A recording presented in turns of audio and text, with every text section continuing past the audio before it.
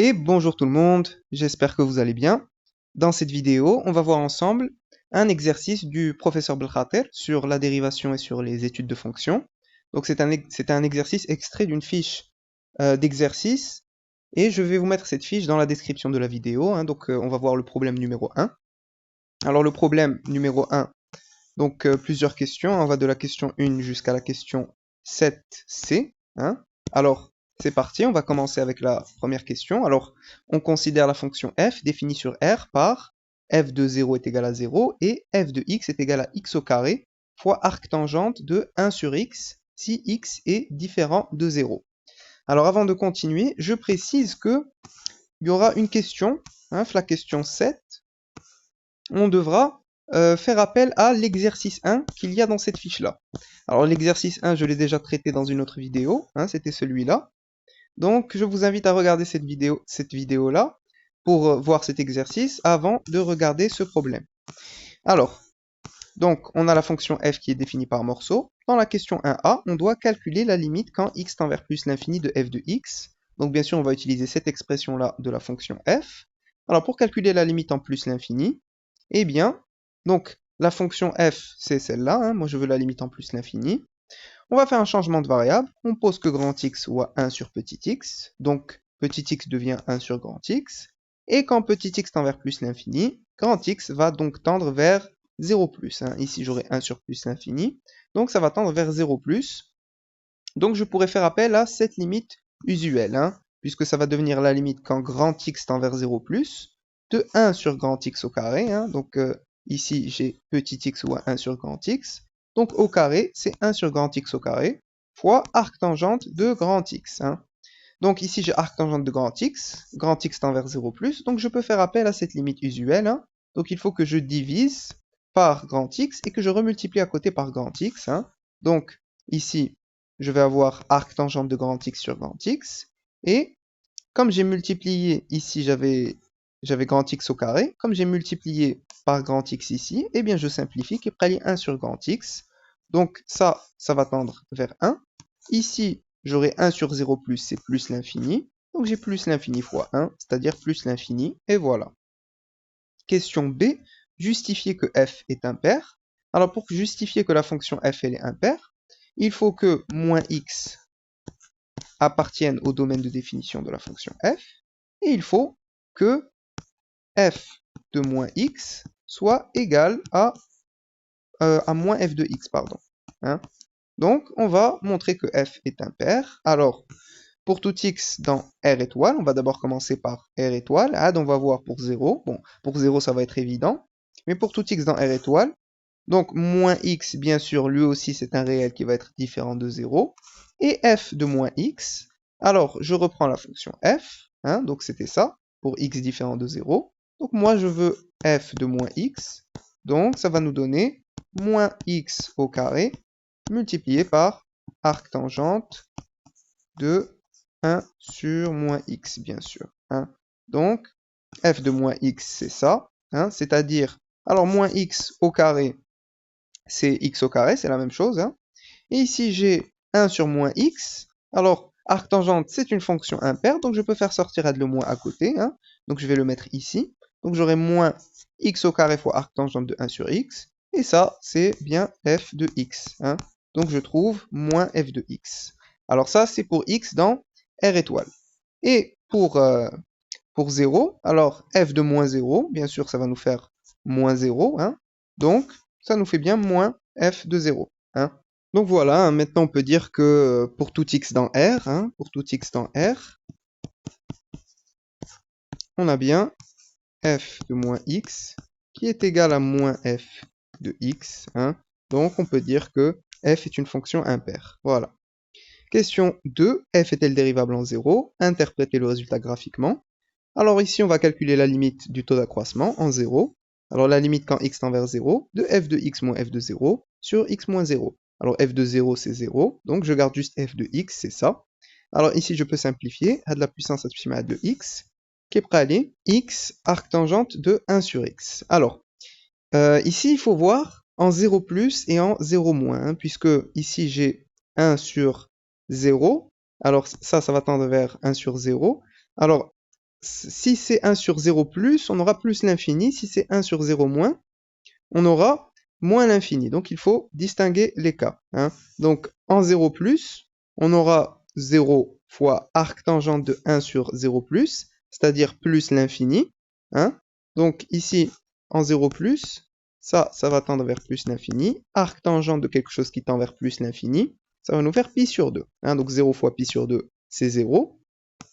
Et en 0 moins, donc là, j'aurai du coup, en 0 moins, j'aurai 1 sur 0 moins, c'est-à-dire moins l'infini. Donc, arc tangente de quelque chose qui tend vers moins l'infini, c'est moins pi sur 2. Donc, on trouve dans tous les cas 0, hein. Donc, la limite quand x tend vers 0 du taux d'accroissement, f de x moins f de 0 sur x moins 0, c'est 0. Alors, qu'est-ce qu'on peut en déduire? On peut dire que la fonction f est dérivable en 0, elle est dérivable en 0, et f' de 0 est égal à 0. Et ça veut dire qu'on a une tangente horizontale au point d'abscisse 0, hein. La fonction f est dérivable en 0, et f' de 0 est égal à 0. Et l'interprétation géométrique, c'est que la fonction, ou plutôt la courbe de la fonction f, la courbe représentative de la fonction f, admet une tangente horizontale au point, alors le centre du repère, le point O, de coordonnées 0, 0. Question suivante maintenant. Question 3a, soit x dans R étoile plus, en appliquant le théorème des accroissements finis à la fonction g définie par g de t est égal à arc tangente de racine de t moins racine de t, montrer que il existe un c appartenant à 0, 1 sur x au carré, ouvert des deux côtés, tel que f de x moins x est égal à moins racine carrée de c sur 2 fois 1 plus c. Alors ici, on doit utiliser le théorème des accroissements finis, et on doit l'appliquer à la fonction g qui est définie par, donc c'est ça la fonction g, hein. Alors, rappel sur le théorème des accroissements finis. Alors, pour pouvoir utiliser le taf, il nous faut deux conditions. Il faut qu'on ait une fonction, alors on l'appelle f, qui soit continue sur AB fermé des deux côtés. F doit être dérivable sur l'intervalle AB ouvert des deux côtés. Et si on a ces deux conditions, alors d'après le théorème des accroissements finis, il existe un C appartenant à AB ouvert des deux côtés, tel que f de B moins f de A sur B moins A est égal à f' de C. Alors attention, ici on met bien f de B, hein, le B, moins f de A sur B moins A. On commence par B ad A. Alors ici on a l'intervalle 0, 1 sur x au carré. Donc on va appliquer le taf sur cet intervalle. Donc il va falloir qu'on fixe un x, hein. Alors, soit x strictement positif, 1 sur x au carré, ça oui, il est strictement positif, du coup. Donc, on considère la fonction g définie sur, là je vais définir sur 0, 1 sur x au carré, fermé des deux côtés, hein, pour pouvoir appliquer le taf, pour pouvoir dire qu'on a la continuité sur l'intervalle fermé, hein, par g de t est égal à arc tangente de racine de t moins racine de t, c'est la fonction qu'on nous a donnée.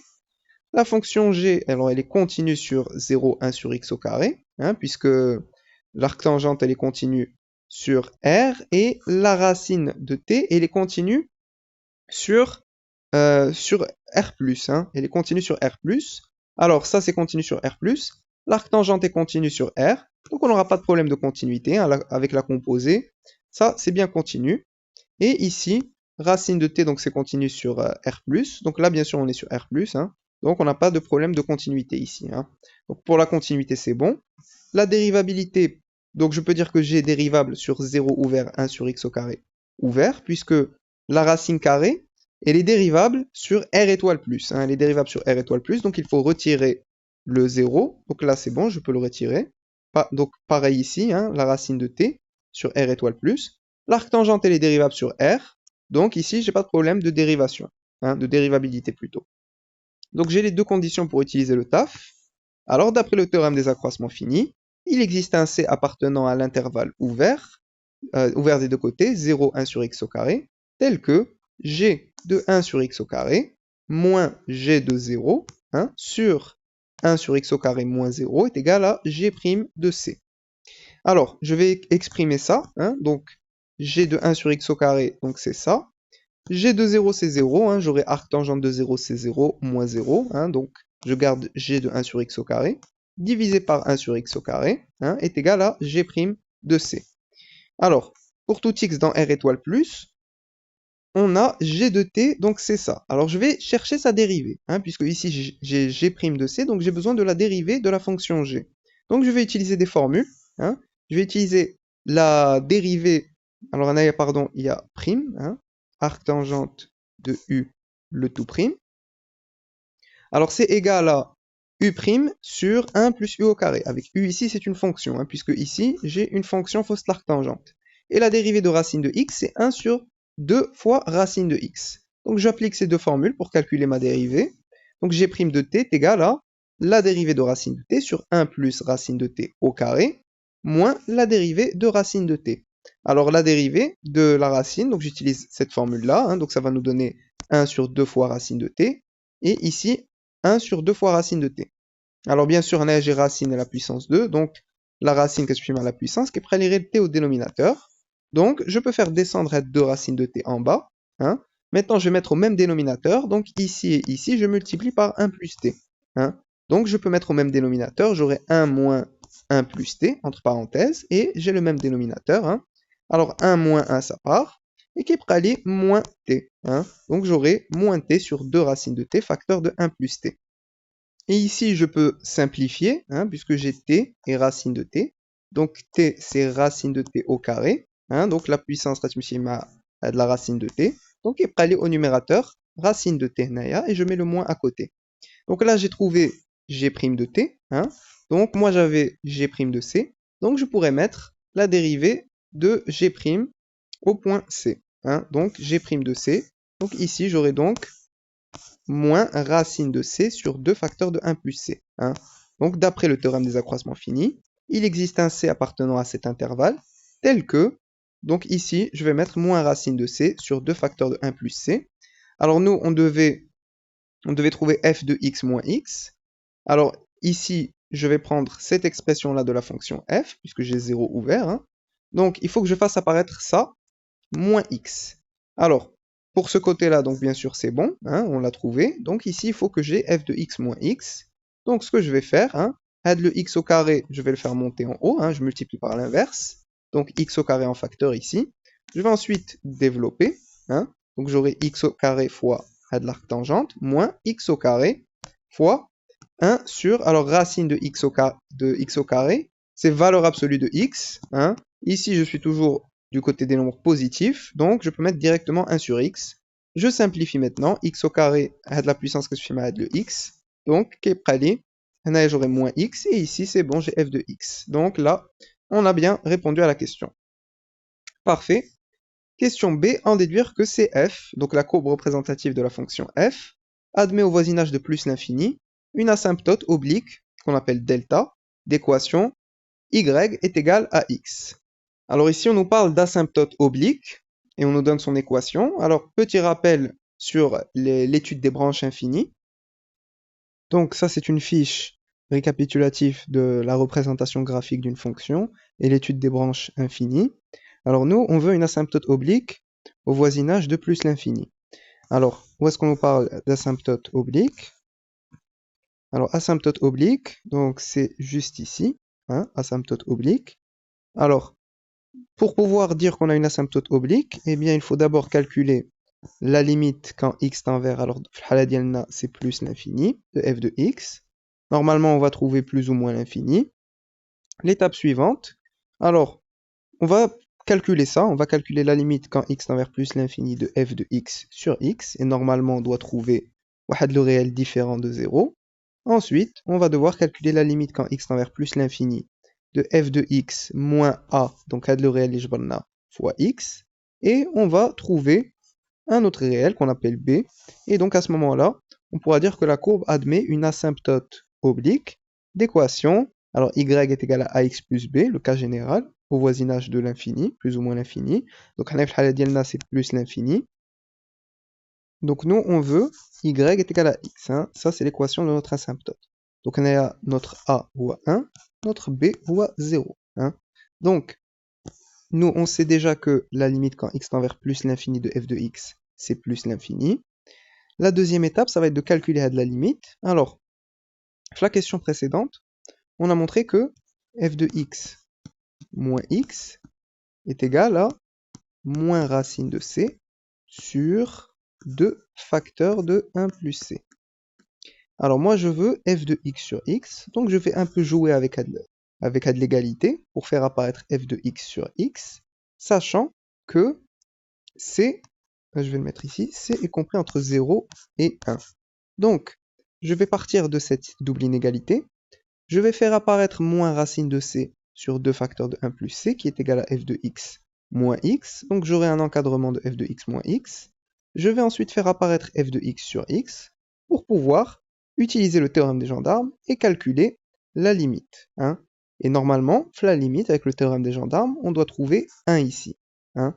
Et ensuite, alors comme j'ai déjà f de x moins x qui est égal à ça, je vais repartir de l'encadrement que j'ai trouvé pour calculer la limite quand x tend vers plus l'infini de f de x moins x. Hein. C'est ça, puisque notre a قلنا هو 1. Alors, c'est parti. Donc, nous, la question précédente, on a trouvé ça. Hein. Donc, pour rappel, la question précédente nous a dit que pour tout x strictement positif, il existe un c dans cet intervalle, tel que f de x moins x est égal à moins racine de c sur 2 facteurs de 1 plus c. Alors, on va essayer de donner un encadrement de ça. Hein. Alors, nous, on sait que c est compris entre 0 et 1 sur x au carré, inégalité stricte, puisque ici, j'ai un intervalle ouvert. Donc, moi, je vais essayer de faire apparaître ça. Alors, d'une part, je prends la racine carrée. Hein, donc, la racine carrée va être comprise entre 0 et 1 sur x. Hein. Je prends la racine carrée de ça. Ça nous donne 1 sur x. Hein. Et ici, comme j'ai 1 plus c, donc 1 plus c va être compris entre 0 plus 1, c'est 1, et 1 sur x au carré plus 1. Hein. Ce qui va nous donner, alors et ici, comme j'ai un 2 en facteur, donc je multiplie partout par 2, 2, 2 et 2. C'est-à-dire, maintenant je prends l'inverse, hein, puisque ici j'ai ça au dénominateur, donc je prends l'inverse et je change le sens de l'inégalité. Le dénominateur, ou le dénominateur. Maintenant je vais faire le produit des deux. Hein. Donc si je fais le produit des deux, racine de c fois 1 sur 2 facteurs de 1 plus c va être compris entre 0 fois tout ça, bon c'est 0, et 1 sur x fois 1 demi, ça nous fait 1 sur 2x. Et maintenant comme j'ai un moins ici, donc je multiplie partout par moins 1, donc moins 1 sur 2x et 0, et bien sûr je change de sens de l'inégalité puisque je multiplie par un nombre strictement négatif. Donc là j'ai trouvé un encadrement de moins racine de c sur 2 facteurs de 1 plus c, qui est égal justement à f de x moins x. Hein. Donc j'ai f de x moins x qui est compris entre moins 1 sur 2x et 0. La limite lorsque x tend vers plus l'infini de f de x sur x est montré que ça tend vers 1. Alors ce que je vais faire, eh bien, d'une part, ad moins x, donc je vais le faire passer de l'autre côté, donc ça va devenir plus x, hein, donc f de x est compris entre moins 1 sur 2x plus x et x ici. Ensuite, je divise partout par x, hein, donc je divise par x, ou je multiplie par 1 sur x. Là, il y a moins 1 sur 2x au carré plus 1, et là, il y a 1. Alors, quand x tend vers plus l'infini, ici j'aurai du moins 1 sur plus l'infini, donc ça va nous faire 0, on va dire 1, j'ai déjà 1, donc je peux utiliser le théorème des gendarmes hein, pour dire que ça, effectivement, ça va tendre vers 1. Donc, la limite quand x tend vers plus l'infini de ce que j'ai ici, ça nous donne 1, hein, ici j'aurai 0. Donc, d'après le théorème des gendarmes, à de la limite, 4 a 1. Voilà. Alors maintenant, je trouve 1, donc ça va être mon a. Hein. Et ici, alors, là, j'avais f de x moins x, qui est compris entre moins 1 sur 2x et 0. Le théorème des gendarmes, quand x tend vers plus l'infini, ici j'aurai 0. Là, j'ai déjà 0. Donc ça va tendre vers 0, d'après le théorème des gendarmes. Hein. Donc je reviens à cette double inégalité. J'utilise le théorème des gendarmes. Hein. Là, ça tend vers 0. Là, j'ai déjà 0. Donc d'après le théorème des gendarmes, de la limite que ça atteint 0. Voilà, donc on a trouvé notre a ou à 1, hein, c'est ça. Notre b ou à 0. Donc, on peut dire que la courbe CF de la fonction f admet une asymptote oblique delta d'équation y est égale à x. Hein. Et ça, c'est au voisinage de plus l'infini. Hein. Donc notre a ici ou à 1, notre b ou à 0, donc on a bien y est égal à x. Donc voilà. Alors ensuite, on a la question C, justifier que CF est au-dessous de delta sur l'intervalle 0 ouvert plus l'infini. Alors ici, je reviens à cette double inégalité qu'on avait ici. Hein. Donc ici, on a f de x moins x qui est strictement inférieur à 0. Hein. Donc, Add le moins x de l'autre côté, ça va devenir plus x. Et on aura f de x qui est toujours strictement inférieur à x. Hein. Donc, on peut dire que CF est toujours au-dessous de la droite d'équation y est égal à x. Hein. Donc, pour tout x strictement positif, on a f de x moins x strictement négatif, ce qui signifie que f de x est toujours plus petit que x. Et donc, la courbe CF est au-dessous de delta sur l'intervalle 0 ouvert plus l'infini. Hein. Voilà, alors parfait. Ensuite, question 4a. Montrer que pour tout t dans 0 ouvert plus l'infini, arctangente de t moins t sur 1 plus t au carré est toujours strictement positif. Alors, ici, je peux faire une étude de fonction. Hein. Je peux poser que cette fonction-là, je vais l'appeler h metzelen. Je la dérive et ensuite, je vois le tableau de variation pour voir quand est-ce que c'est positif, quand est-ce que c'est négatif. Normalement, ça doit toujours être strictement positif. Donc, on va voir ça. Alors, on considère la fonction h définie sur 0 ouvert plus l'infini, hein, par h de t est égal à arctangente de t moins t sur 1 plus t au carré. Bon, ici, je mets 0 ouvert, je peux mettre 0 fermé, hein, puisque ici, j'aurai pas de problème. C'est le domaine de définition, hein, puisque de toute façon, après, on va voir l'image de 0 par la fonction h. Hein. Bon, alors cette fonction-là, elle est dérivable. Pourquoi? Parce que ici, j'ai une fonction, la fonction qui a t associée à arctangente de t, elle est dérivable sur R, hein, l'arctangente est dérivable sur R, en particulier pour tout t strictement positif. Là, pareil, j'ai une fonction, ça y est, elle est dérivable, hein, elle est dérivable sur 0 ouvert plus l'infini, comme quotient de fonction dérivable sur 0 plus l'infini, avec le dénominateur qui ne s'annule jamais, qui est toujours différent de 0. Donc, bien sûr, la somme des deux atteint une fonction qui est dérivable. Hein. Donc, la fonction h, qui a t associé arctangente de t moins t sur 1 plus t au carré, elle est dérivable sur 0 ouvert plus l'infini, comme somme de fonctions dérivables sur cet intervalle. Hein. Alors, on peut calculer sa dérivée maintenant. Alors, ici, j'ai besoin de la dérivée de l'arctangente. La dérivée d'IA, il y a 1 sur... Alors là, la dérivée de arctangente de x, hein, c'est 1 sur 1 plus x au carré. Hein. Donc, on a le x de t. Ou j'ai le quotient de deux fonctions. Donc, je vais utiliser de la formule u sur v. La dérivée d'IA, c'est u'v moins uv' sur v à la puissance 2. Donc, pour tout t dans 0 ouvert plus l'infini, on a h' de t, donc la dérivée de arctangente de t, de la formule, c'est 1 sur 1 plus t au carré, moins, alors la dérivée d'il a dit, de la formule, hein, donc c'est la dérivée de ce que j'ai au numérateur, t, la dérivée de t, fois le dénominateur, pardon, 1 plus t au carré, naqis, ce que j'ai au numérateur, t, fois la dérivée de ce que j'ai au dénominateur, 1 plus t au carré, prime, le tout divisé par alors, ce que j'ai au dénominateur, à la puissance 2. Donc, 1 plus t au carré, à la puissance 2. La dérivée de t, c'est 1. La dérivée de 1 plus t au carré, c'est 2t. Hein. Donc, ceci va nous donner, on a dit 1 plus t au carré, moins 2t au carré. Alors ici, j'ai t au carré moins 2t au carré. Ça va nous donner moins t à la puissance 2. Hein. Donc, on a dit 1 moins t au carré. Maintenant, on va dire le maqam, hein, donc j'ai 1 plus t au carré, j'ai 1 plus t au carré, le tout à la puissance 2. Donc, je multiplie au numérateur et au dénominateur par 1 plus t au carré. Hein. Donc, je mets 1 plus t au carré ici, moins, alors ici, je vais, pour mettre une seule fraction, hein. Donc, j'avais moins t au carré, ça va devenir plus t au carré, puisque j'ai un moins à côté. Hein. Donc, c'est comme si j'avais des parenthèses, bien sûr. Donc, 1 moins 1, ça va partir. T au carré plus t au carré, ça nous donne 2t au carré. Et bien sûr, ici, je trouve quelque chose de strictement positif. Hein. Donc, la dérivée est strictement positive, ce qui signifie que la fonction h est strictement croissante sur l'intervalle 0 ouvert plus l'infini. Et je vais calculer ma limite en 0. Alors, la limite quand t tend vers 0 plus, c'est la limite lorsque t tend vers 0 plus de arctangente de t moins t sur 1 plus t au carré. Donc ça va nous donner arctangente de 0 moins 0 du coup, car l'arctangente est continue en 0. Alors ici, je calcule une limite, puisque j'ai fait sortir le 0 de mon intervalle. La fonction, elle était définie, je l'avais définie sur l'intervalle 0 ouvert plus l'infini. Donc je calcule une limite. J'aurais pu fermer, hein, puisque la fonction elle est bien définie en 0 ici, et donc j'aurais calculé h de 0. Moi je l'ai défini sur 0 ouvert, donc je vais calculer une limite, Alors ça va nous donner donc 0. Hein. Donc ici, on a la limite ensuite en plus l'infini. Alors ici, t tend vers plus l'infini. Donc ici, j'aurai du pi sur 2 moins. Alors ici, je fais mon nombre du plus haut degré sur mon nombre du plus haut degré. Hein. Donc ça va nous faire t sur t au carré.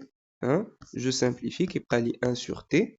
Donc t ici tend vers plus l'infini. Donc ça va tendre vers 0. Hein. Donc ici, j'aurai 0. Hein. Donc dit pi sur 2 moins 0, c'est-à-dire pi sur 2. Hein. Donc voilà, mon nombre du plus haut degré sur mon nombre du plus haut degré. Hein. Donc t sur t au carré, hein, donc à de la limite. Donc ça va nous donner 1 sur t. Et ici, quand t tend vers plus l'infini, j'aurai donc 0. Hein. Donc la limite lorsque t tend vers plus l'infini de h de t, c'est pi sur 2, j'aurai pi sur 2, moins 0, hein, c'est-à-dire pi sur 2. Voilà. Donc là maintenant, je peux faire mon tableau de variation. Alors pour le tableau de variation, alors là, la fonction h, comme elle est définie en 0, elle est continue en 0, on n'a pas de problème de continuité, donc je peux directement mettre ici h de 0 lié à 0. Hein. La fonction h', la dérivée, elle s'annule en 0, donc on a j'ai 0.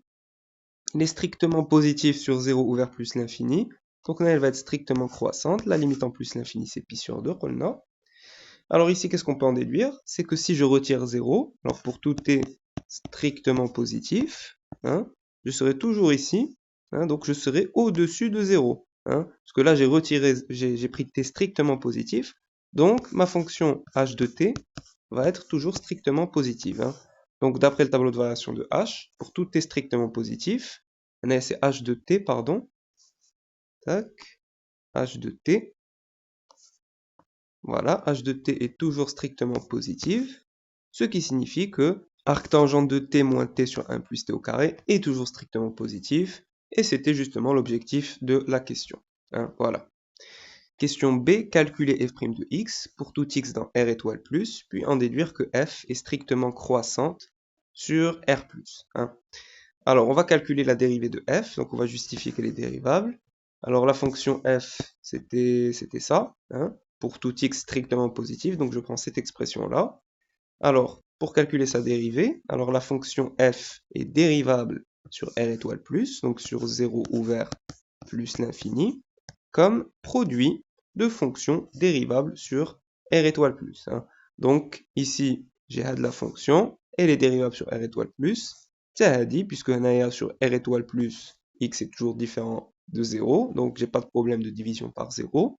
Alors en arrière, j'aurai le produit de deux fonctions qui seront dérivables sur R étoile plus. Hein. Donc on est au passage un ligne composée. J'ai pas de problème de dérivation ici, on a un ligne composée. Donc, aide le produit car tu as une fonction dérivable sur R étoile plus. Voilà, donc pour tout x dans R étoile plus, on a. Alors j'utilise les deux formules pour calculer ma dérivée. La dérivée du produit de deux fonctions, uv', c'est u'v plus uv'. Et la dérivée de arctangente de u, avec u ici c'est une fonction, c'est u' sur 1 plus u à la puissance 2. Donc, f' de x, ça va nous donner la dérivée de x au carré fois arctangente de 1 sur x, plus x au carré fois la dérivée de arctangente de 1 sur x. Ce qui va nous donner la dérivée de x au carré, c'est 2x, donc fois arctangente de 1 sur x, plus x au carré fois la dérivée de la formule, donc c'est la dérivée de 1 sur x sur 1 plus 1 sur x à la puissance 2. Ce qui va nous donner, alors ici, je peux mettre la dérivée de 1 sur x, c'est moins 1 sur x au carré. Donc on a x au carré sur x au carré, ça va partir. Hein. Donc radix pralianaya moins 1. Et ici, je vais mettre au même dénominateur, donc c'est x au carré plus 1 sur x au carré. Et le x au carré, je peux le faire monter au numérateur. Hein. Donc je me retrouve avec x au carré, le numérateur, sur 1 plus x à la puissance 2. Alors maintenant, pour savoir si c'est positif ou bien négatif, je vais utiliser la question précédente. Alors dans la question précédente, on avait montré que pour tout t strictement positif, arctangente de t moins t sur 1 plus t au carré est toujours strictement positif. Alors moi j'ai f' de x, j'ai trouvé ça. Alors ce que je vais faire, je vais calculer f' de x sur x. Hein. Alors si je calcule f' de x sur x, donc je reprends ce que j'ai ici. Hein. Donc ça, je le mets ici, sur x, et ça, le voilà, je le mets au numérateur, et ici, au dénominateur, je mets x.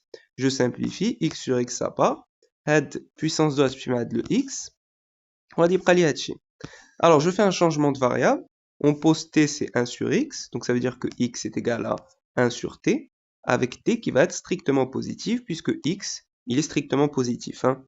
Donc ce qui va nous donner 2 arctangentes de t moins, alors x on a 1 sur t, donc 1 sur t ici, et 1 plus x au carré, ça va devenir 1 plus 1 sur t au carré. Maintenant, je vais mettre au même dénominateur ici, hein, donc t au carré plus 1 sur t au carré. Ensuite, je vais faire monter le t au carré, je le mets en haut et je simplifie, je vais t au numérateur. En simplifiant, je vais t. Donc ici, j'ai t sur t au carré plus 1. On a, j'ai 2 arctangentes de t, donc je vais mettre arctangente de t plus arctangente de t. Et là, je fais apparaître ce qu'on avait fait la question précédente. Hein. Donc la question précédente, c'était bien arctangente de t moins t sur 1 plus t au carré. C'est bien ce que j'ai ici. Ça, c'est toujours strictement positif, on avait dit. Ça aussi, du coup, c'est toujours strictement positif, puisque t est strictement positif. Donc l'arctangente de t, est strictement positif. Donc, or, comme je vous l'ai dit, pour tout t strictement positif, ça, c'est toujours strictement positif. Ça aussi, c'est toujours strictement positif. Donc, je fais la somme des deux. Ça va nous donner quelque chose de strictement positif. Ça, justement, c'est f' de x sur x. Hein, c'est ce qu'on avait dit. Donc, c'est toujours strictement positif. X, on sait qu'il est déjà strictement positif. Donc, ça veut dire tout simplement que f' de x est strictement positif, car x est déjà strictement positif. Voilà, donc là, on a trouvé que f' de x est strictement positif. Donc, la fonction f est strictement croissante sur 0 ouvert plus l'infini. De plus, comme f est dérivable en 0, alors elle est continue en 0. Et donc, je peux dire que f est strictement croissante sur 0 fermé plus l'infini. Voilà. Alors, question 5 maintenant. Construire CF dans un repère orthonormé OIJ. Alors, pour la construction de la courbe, alors la courbe, hein, donc là j'ai le repère OIJ. Hein. Alors, on sait que la fonction f elle est strictement croissante sur, on avait dit sur R+, hein. Donc elle est strictement croissante et elle est toujours au-dessous de la droite d'équation y est égal à x. Donc la droite, c'est une asymptote. Donc comme mon x va grandir, la courbe elle va monter, elle va se rapprocher de la droite. Hein. On avait dit qu'on avait une tangente horizontale ici, hein, au point d'abscisse 0. Et on sait que la fonction f, elle est impaire. Elle est impaire, donc ça veut dire que de ce côté-là, la courbe est toujours au-dessus de ma droite d'équation y est égal à x. Et elle va se rapprocher, hein, elle va se rapprocher de la droite. Voilà, donc ça c'est pour le traçage de la courbe. Hein. Donc pour la question c'est bon. Ensuite, question 6, justifier que f admet une fonction réciproque f-1 définie sur R. Alors, pour montrer qu'on a une fonction réciproque, il faut montrer que f elle est bijective, donc qu'on a la continuité sur R et qu'on a la stricte monotonie sur R. Alors, les deux conditions, on les a déjà. Donc, alors question 6, la fonction f, on sait qu'elle est continue sur R étoile. Et donc, comme elle est dérivable en 0, alors elle est continue en 0. Hein. Donc, on peut dire tout simplement que f est continue sur R. La continuité, c'est bon. De plus, f est strictement croissante sur R+. Et comme f est une fonction impaire, alors elle est aussi strictement croissante sur R-. Donc, on le voit bien sur la courbe. La fonction, elle est strictement croissante. Hein. Donc, voilà, on a les deux conditions. Hein. Donc, on peut dire que la fonction f, elle est croissante sur R. Donc, et on peut dire que f réalise une bijection de R dans l'image de R par la fonction f, donc c'est-à-dire l'image de l'intervalle moins l'infini plus l'infini par la fonction f. Donc comme la fonction f elle est strictement croissante, on a la limite en moins l'infini, on a la limite en plus l'infini. Alors la limite en plus l'infini, donc ça va être plus l'infini, et comme la fonction est impaire, la limite en moins l'infini, ça va donc être moins l'infini, hein, donc c'est moins l'infini plus l'infini, c'est-à-dire R. Hein. Donc, voilà, on peut dire que f admet une fonction réciproque, f-1, qui va être définie sur R. Hein. Voilà. Parfait. Ensuite, question B, construire le graphe CF-1 dans le repère OIJ. Alors, pour tracer la courbe CF-1, alors, je reviens à la courbe CF. Donc, en fait, pour tracer CF-1, eh bien, la courbe de la fonction f-1 va être symétrique à la courbe CF par rapport à la droite d'équation y est égale à x, hein, une fonction réciproque. Sa courbe elle est toujours symétrique à la courbe de la fonction f par rapport à la droite d'équation y est égale à x. Donc ça veut dire que sur moins l'infini 0, on sera en dessous de la droite d'équation y est égale à x, et sur 0 plus l'infini, on sera au-dessus de la droite d'équation y est égale à x, en gardant bien sûr la même monotonie. Donc la fonction f-1 est strictement croissante, donc la courbe elle va monter, hein. Donc, pour tracer la courbe CF-1, eh bien, voilà, donc on est bien en dessous de la droite d'équation y est égale à x. On est en dessus. Donc, la droite d'équation y est égale à x, c'est un axe de symétrie des deux courbes. Voilà.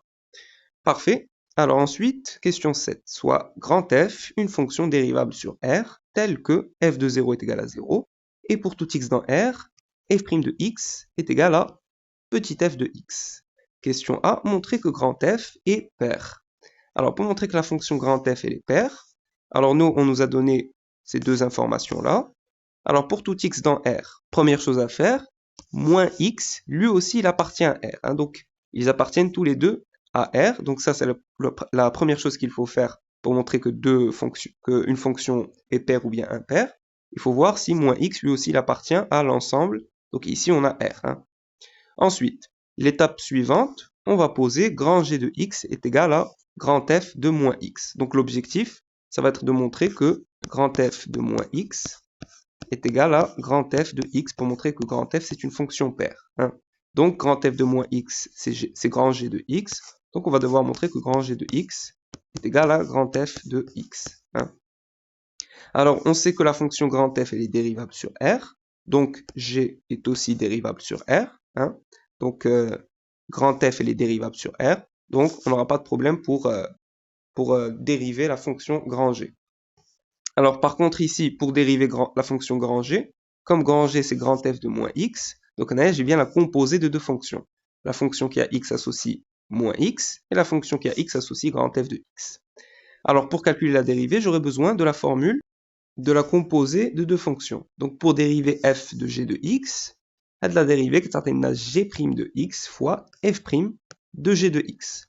Donc pour tout x dans R, on a grand g' de x, ça va nous donner moins grand f' de moins x, hein, puisque la dérivée de moins x, c'est moins 1. Donc ici, j'ai moins x', hein, donc moins grand f' de moins x, c'est-à-dire moins petit f de moins x, hein, puisque la dérivée de grand f, c'est petit f.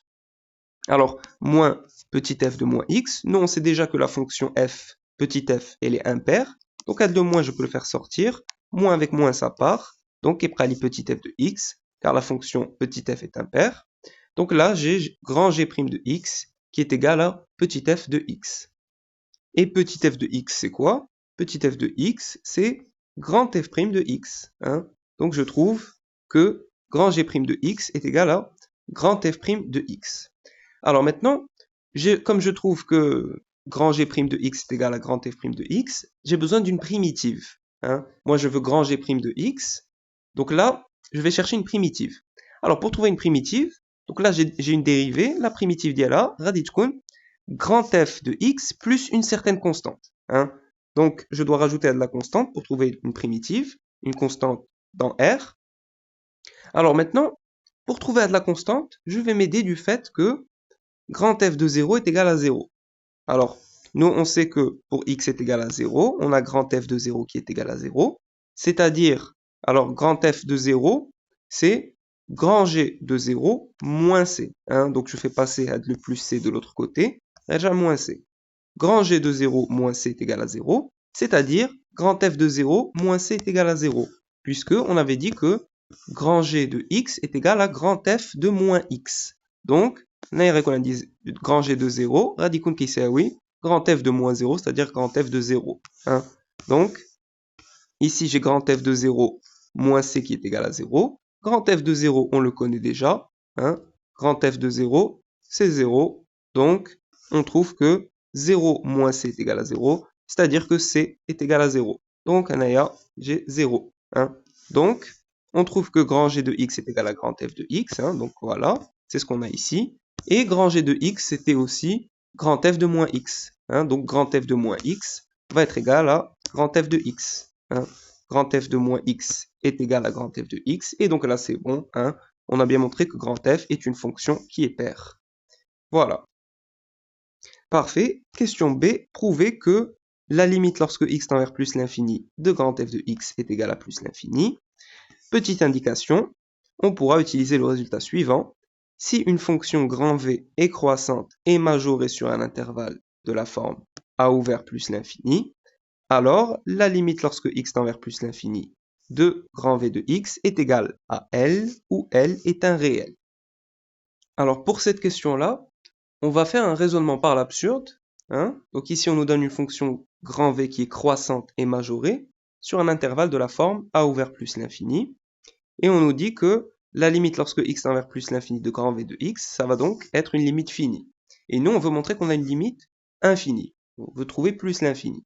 Donc on va faire un raisonnement par l'absurde, puisque nous, on sait déjà que la fonction grand f, elle est strictement croissante sur l'intervalle 0 ouvert plus l'infini. Puisque pour tout x dans 0 ouvert plus l'infini, eh bien, on a grand f, ou plutôt petit f de x, pardon, qui est toujours strictement positif. Hein. Donc ici, pour mon a, je pourrais prendre 0. Hein, donc j'aurais bien l'intervalle de cette forme-là. Petit f de x est toujours strictement positif. Petit f de x voit grand f' de x. Donc je trouve ma dérivée qui est strictement positive.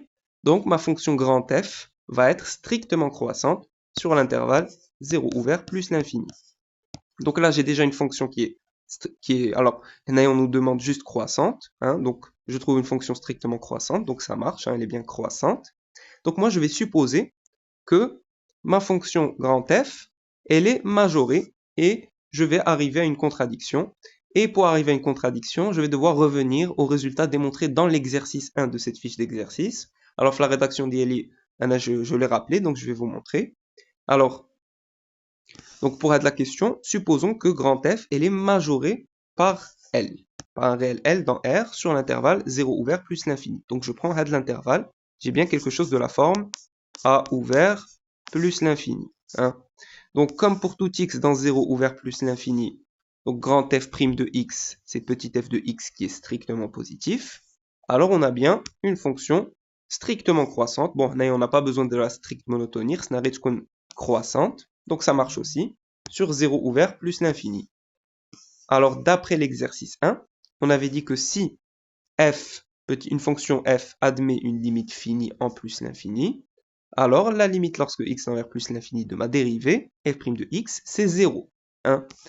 Alors d'où la limite lorsque x tend vers plus l'infini de grand f' de x est égale à 0. Hein.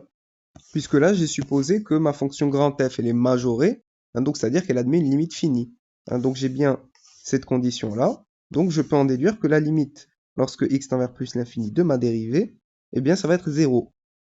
Grand f' de x, c'est quoi? C'est petit f de x. Donc ça veut dire que la limite en plus l'infini de petit f de x, c'est 0. Et ça, c'est absurde, hein, puisque la limite lorsque x tend vers plus l'infini de petit f de x, c'est plus l'infini. On l'avait déjà vu dans les questions précédentes. Donc, ce qu'on a supposé au départ, c'est faux. Hein. Donc, la fonction grand f n'est pas majorée sur 0 ouvert plus l'infini. Elle n'est pas majorée, et comme elle est croissante sur 0 ouvert plus l'infini, alors, eh bien, ça veut dire que la limite en plus l'infini, c'est plus l'infini. Voilà. Hein. Donc là, on a bien montré que la limite lorsque x tend vers plus l'infini de grand f de x, c'est plus l'infini, donc c'est bon. Dernière question, dressez le tableau des variations de la fonction grand f sur R en justifiant la réponse. Alors, pour la dernière question de cet exercice, nous, on sait que pour tout x strictement positif, petit f de x est strictement positif, et petit f de x, c'est grand f' de x. Donc, la fonction grand f, elle est strictement croissante sur R étoile plus. Alors, elle est strictement croissante sur R étoile plus. Alors, pour tout x strictement négatif, on a petit f de x qui est égal à moins petit f de moins x, qui est donc strictement négatif, car moins x est strictement positif ici, puisque j'ai pris x strictement négatif, donc moins x est strictement positif. Et nous, on sait déjà que la fonction petit f, elle est impaire. Donc ici, j'ai x c'est la même chose que moins x. Donc je peux faire sortir le moins à côté. Donc j'aurai bien moins petit f de moins x. Moins x est strictement positif. Et sur R étoile plus, on avait dit que petit f de x est strictement positif. Donc ça, c'est strictement positif. Avec le moins, ça devient strictement négatif. Hein. Donc, grand f' de x est strictement négative sur R étoile moins. Donc, ça veut dire que grand F, elle est strictement décroissante sur R étoile moins, parce que la dérivée est strictement négative. Donc là, on sait qu'elle est strictement croissante sur R étoile plus. On sait qu'elle est strictement décroissante sur R étoile moins. Donc, pour le tableau de variation, eh bien, ici, elle va être strictement croissante. La limite en plus l'infini, c'est plus l'infini. Là, elle est strictement décroissante. Et la limite en moins l'infini, ça va être plus l'infini, puisque la fonction f, c'est une fonction qui est paire. Hein. Donc, tac, l'axe des ordonnées, c'est un axe de symétrie. Donc, on a ici, elle est strictement croissante. La limite en plus l'infini, ça va être plus l'infini. Donc, de ce côté-là, elle va être strictement décroissante. Et la limite en moins l'infini, ça va être plus l'infini aussi. Et on sait déjà que grand f de 0, c'est 0. Donc, voilà. Donc voilà, on a terminé cet exercice. Donc problème numéro 1 d'une fiche d'exercice du professeur Belkhater. Donc j'espère que cette vidéo vous a plu. N'hésitez pas à mettre vos remarques et vos suggestions en commentaire. N'oubliez pas de liker et de partager la vidéo et je vous dis à très bientôt.